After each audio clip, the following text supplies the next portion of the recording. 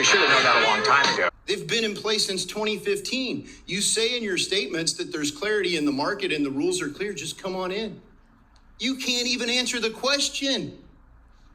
Do you say XRP is a security?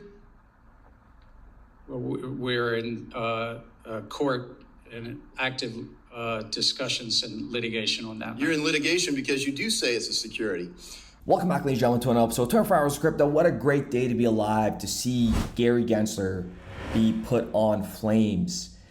You guys saw that intro. He was asked if XRP was a security, but he can't answer it. It is still going on. The court case is still going on. They're in litigation. And I've said this before and I'll say it again. When XRP gets clarity from the SEC, this is going to define crypto.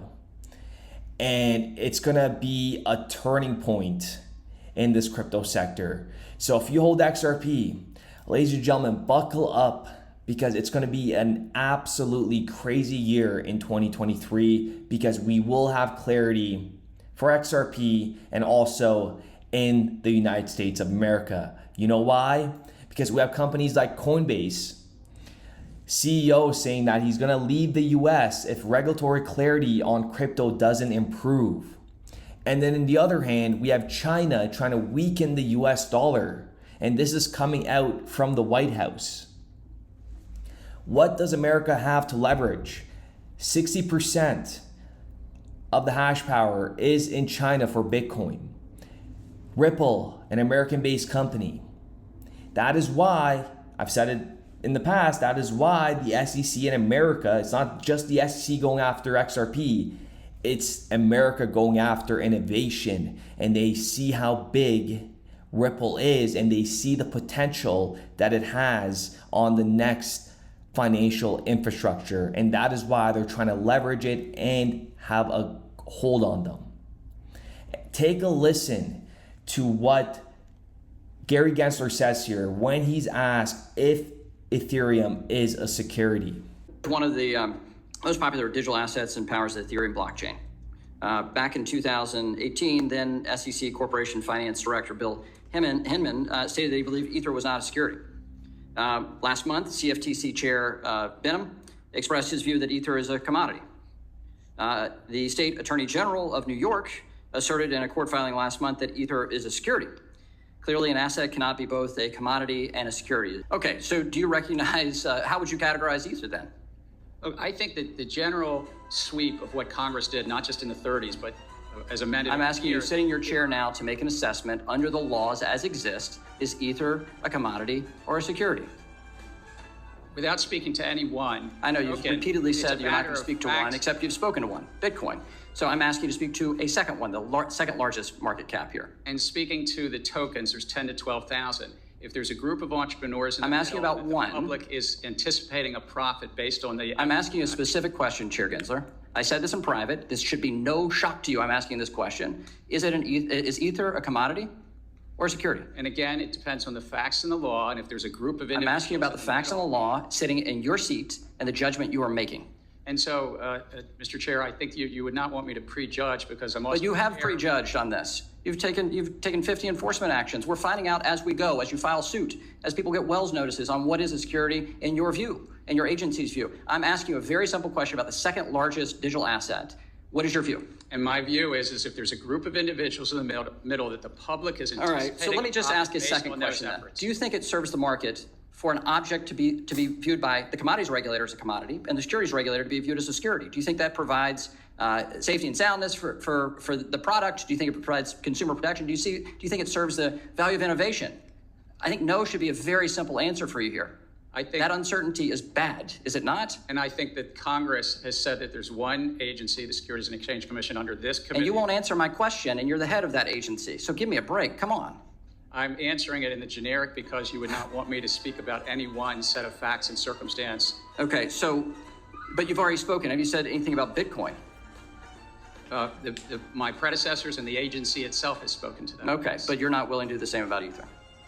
Okay, so let me just step back.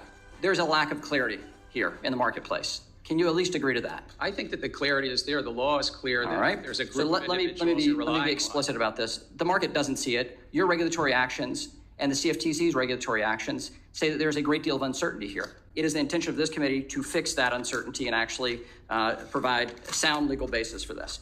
And then at the end, he's asked if there's clarity in crypto. He basically goes on to say yes, and then it doesn't make sense. There is no clarity in crypto in the United States. Okay, so let me just step back. There's a lack of clarity here in the marketplace. Can you at least agree to that? I think that the clarity is there. The law is clear. All that right. There's a group so of let me be explicit about this. And what's really crazy about this whole nonsense situation with Gary Gensler is because he used to be a professor at MIT talking about Ripple, Algorand, and how it's so good for innovation and how it's cost effective, you could scale the blockchain, etc. And we had Ripple donating money to MIT, donates 50 million to top universities to boost blockchain adoption. Ripple was basically paying Gary Gensler's salary probably at MIT while he was doing these sessions in 2018. It was the same year, folks. MIT was running Ripple Validator in 2016. How MIT is using Ripple to push blockchain research beyond theory. The world is at a very crucial stage right now, folks. There's going to be a massive wealth transfer. And I personally believe a lot of the weak hands have been shaken out from crypto. There may be a little bit more we got to shake out, but now this is it, folks. Strap in, because the next 12 to 18 months is going to really define this crypto sector, and trillions are going to flood in to this market. And we're going to have a market cap of well above 5 trillion within the next 12 to 18 months. It's going to happen quick. It's going to happen fast, because once regulatory clarity kicks in, then companies can proceed with real utility and proceed with onboarding of real customers coming in instead of doing shady activity.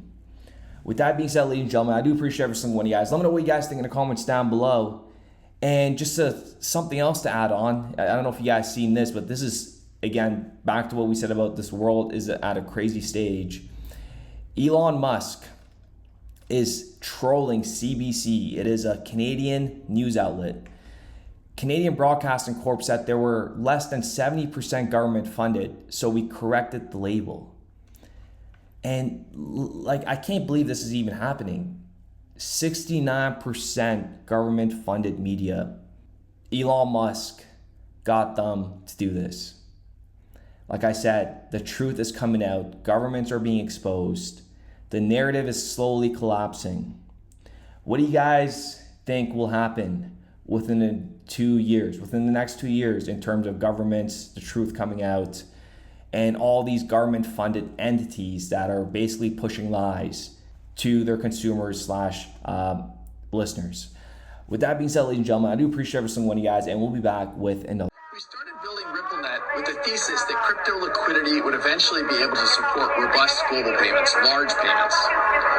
RippleNet was designed so that customers seeing the benefits of our fiat-based network could flip the switch to ODL once the market was mature enough.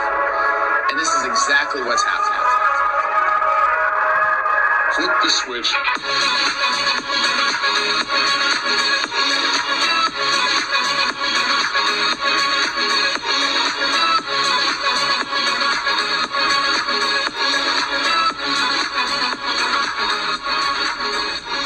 I think what we're building has, it's solving a real problem.